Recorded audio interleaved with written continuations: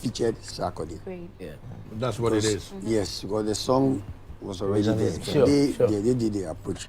But you won't say Sarkodie had the power to make the song of a more Ghanaian than what it is now. How? The reason why the song is not catching up with a lot of people, aside the bars, Bob Marley and Sark, who's Bob Marley on Tiasi? And we know technically it's a refix. Well, it is a refix say now. Who nipa na ye feature from the other part of the world. No? You need to make the song yours.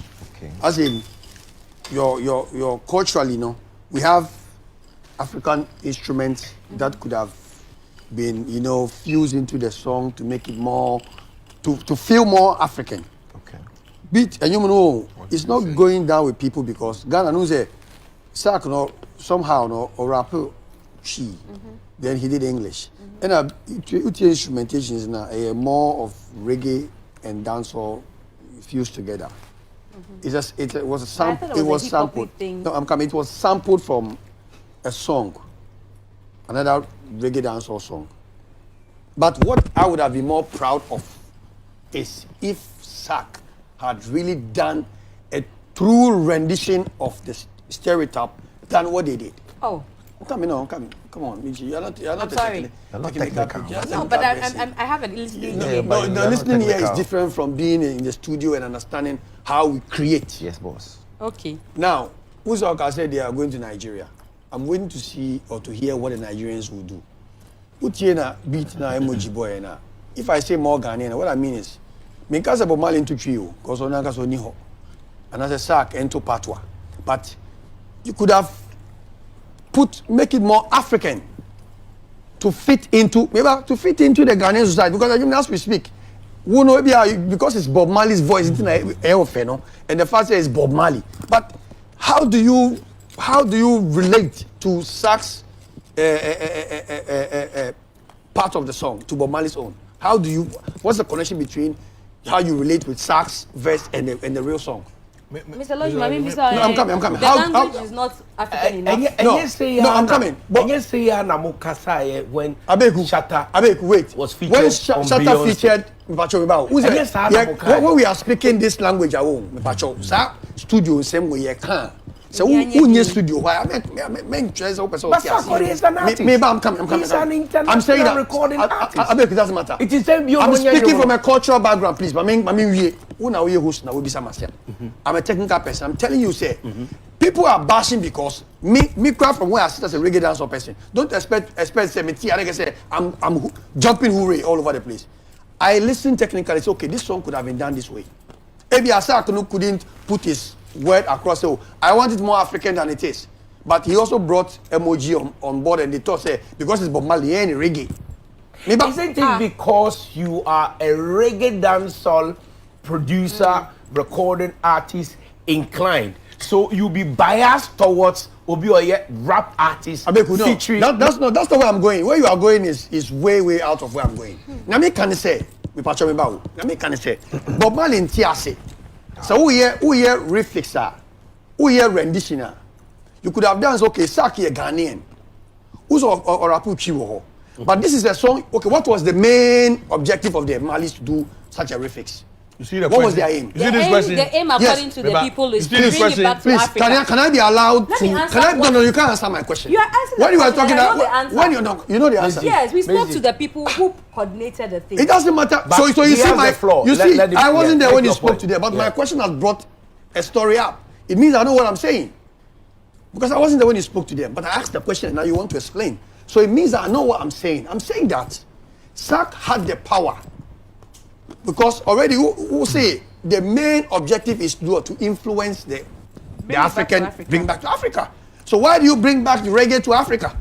Because the song is already a reggae and is already in the Caribbean. And if you listen to the progression and the chord progression of the original song and what MOG played, he only improved on the bass lines and the kicks. It's the same stereo that was improved on production. Exactly. You understand me? So now, you don't feel Sark's presence so much because you cannot feel the African vibe. That's why the normal Ghanaian will say, Enyeshi. But if Sark was able to command the production and said, oh, I'm a Ghanaian, I'm known for my tree rap, And this is how our progressions go. I want the song to be made to feel more of African and Ghanaian for me. Then you would have said that, hey, it sounds different. Then you would have had a rendition. Now what you have is a refix. Aside the bars of it, BOB Marley, no, there is nothing extra about it. Can I just? No, I'm not done. I go make. This thing that Mr. Logic has said is going to bruise a lot of people's egos. But I'm going to bruise more egos with what I'm going to say. What Sarkodie did was nothing but the desecration of the legacy of Bob Marley. It's so shameful. What Sarkodie did, my brother, my sister, is nothing but this desecration of the holy music of Bob Marley. Should I go deeper? It's like a king has been buried and you go and dig him up, steal his gold and diamonds that he's been buried with, urinate right into the grave and walk away laughing like a madman on heat. Hear me now. Listen. It hurts me so much. I decided never to talk about this issue. But trust me, Sarkodie allowed himself to be used to desecrate the legacy of Bob Marley. What is special about what Sarkodie did? The one-way rap which has been on all these years. What Sarkodie does is nothing but one-way rap. And people are not ready to speak the truth. Hear me now. Mr. Logic is one of the boldest ones who would come out and try to give a certain kind of reasoning. But let's go deeper into this reasoning. When Bob Marley was alive, what did he say? When Bob Marley was alive, what did he say about his music? He said, and I quote, "You can't love me music if you love Barry White music." You want to hear it again? You can't love me music if you love Barry White music. Barry White was a legendary artist in the world of music. In his own genre, he was a man who was loved so much by his caucus. Bob Marley was a king in his own right. Bob Marley was also a legend in the world of reggae and beyond spirituality. Bob Marley did not only sing reggae, he culturalized reggae. You want to hear it again? He culturalized reggae. At the same time, he spiritualized reggae.